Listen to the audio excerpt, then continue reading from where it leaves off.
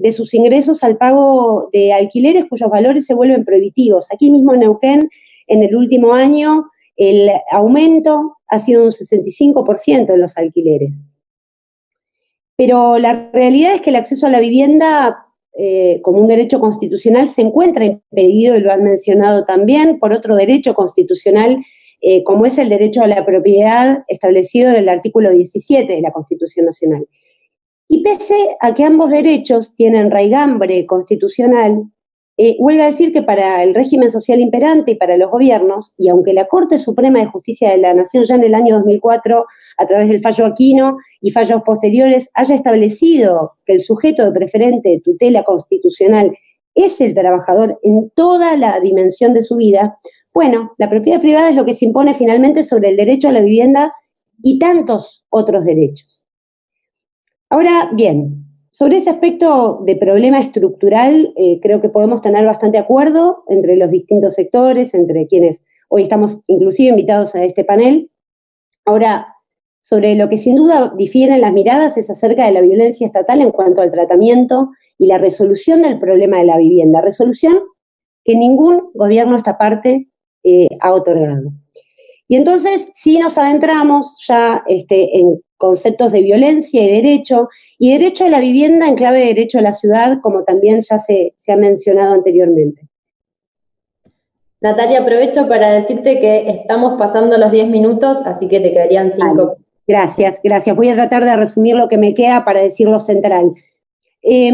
Personas disímiles como Hegel, por un lado, Walter Benjamin, se han ocupado de estudiar y se han detenido en la función de golpe o de violencia como un mecanismo de instauración de derechos.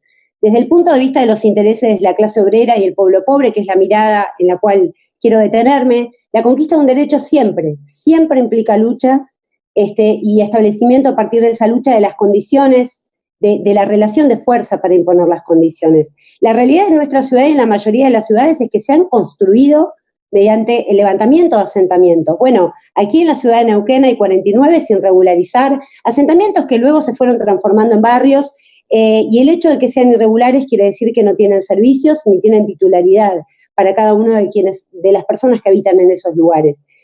Al inicio de este año, la erupción de la toma más grande de la historia de Neuquén, con 4.000 personas en el lugar, mostró que el corazón de Vaca Muerta, como planteó el intendente que quería erigir a la ciudad de Neuquén, no es más que una ciudad expulsiva.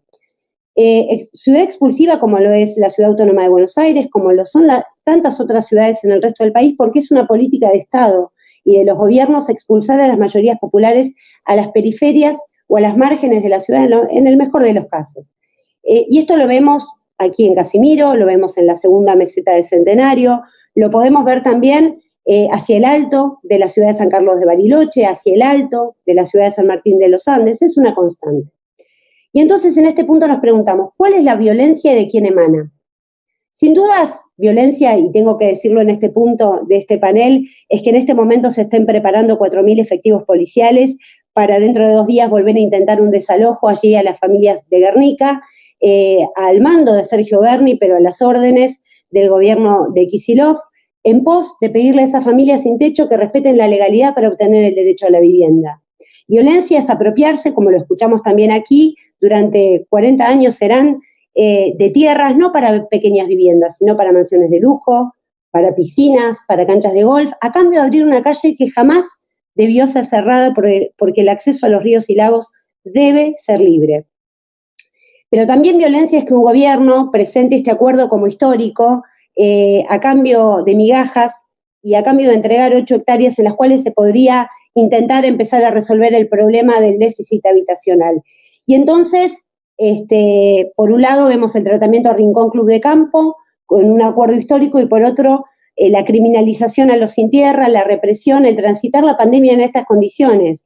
Las familias de Casimiro que se encuentran en el lugar no tienen agua potable, entonces reclamar vivienda en este marco jamás puede constituir un delito. Federico Engels se preguntaba en contribución al problema de la vivienda, ¿de dónde procede la penuria de la vivienda? ¿Cómo se genera? ¿Cómo nace? ¿Cómo se resuelve?